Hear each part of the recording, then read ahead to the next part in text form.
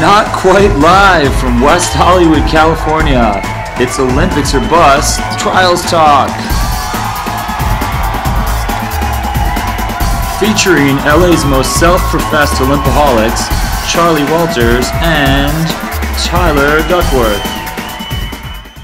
Tonight's topic, gymnastics. And now, please give a gold medal welcome to Charley and Tyler.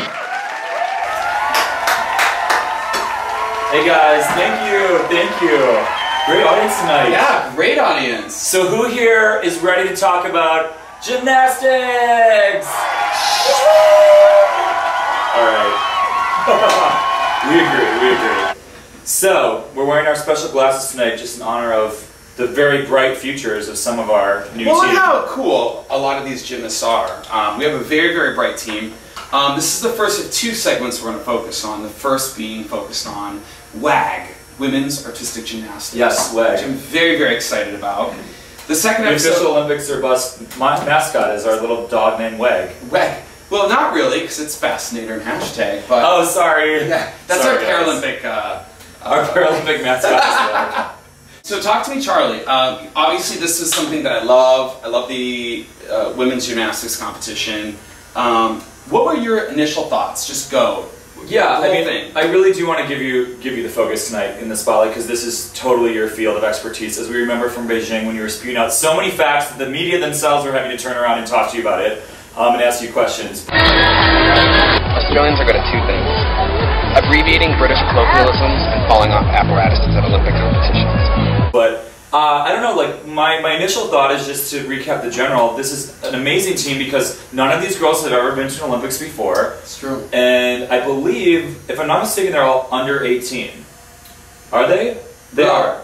No, this is a team. They're young. It's a really young team, and they're really eager. And so, you know, as much as we had a few disappointments, which we'll get into later, I am really excited about, you know, just some fresh new faces. It's actually good, and I'm glad you pointed that out because I didn't really even think about that because, to me, they're veterans at this point. Right. Well, you know, yeah. And only in a sport like gymnastics can you be 19 and considered over the hill. But, you know, if you look at the makeup of the team, you have Allie Raceman, who's considered basically, she will be captain of the team, who has a couple of world championships under her belt.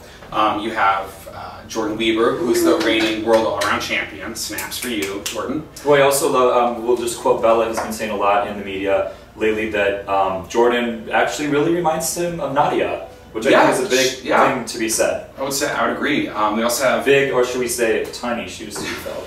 Very tiny. We have Gabby Douglas, a.k.a.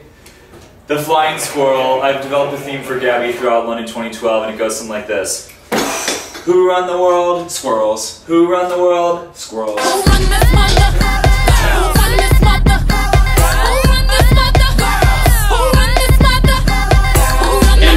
By reigning world vault champion, Michaela Maroney.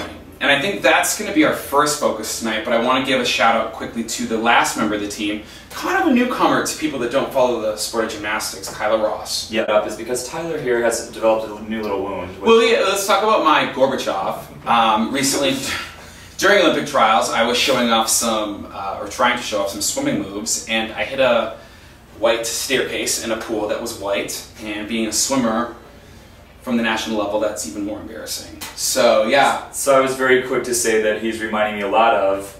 Mikhail Gorbachev. There they are. So I think I have stiff competition with Mikhail. However, I think it adds legitimacy to my knowledge about Soviet and Russian gymnastics. And I think I'm going to try and use that tonight. Yeah. I think the real key to winning gold medal in 2012 is injuries. Yeah. And this team is actually relatively healthy. There's not a lot of people that have been broken.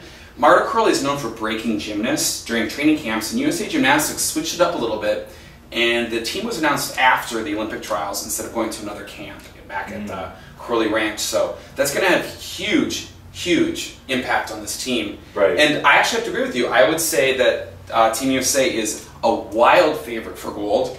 Both for men and women. We'll get into that later. Yes, but I agree. Men, and you know, China. Well, let's talk about them later. But yeah, well, even focusing on the women, I think the dark horse in the women's competition for team gold is actually not Russia right now. It's Romania.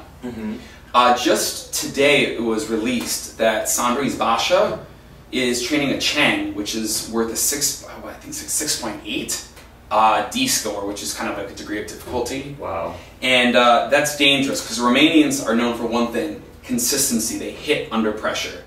That makes it very dangerous. So if the U.S. falters at all, yeah, Romania could run away with the gold medal. Sounds like we might need to send our on-the-spot Romanian correspondent Sorana over to take some secret shots for us and find out what they're working on. Sorana, can we get a couple words from you? Sorana? It's Bucharest. It's a sketchy feed right now.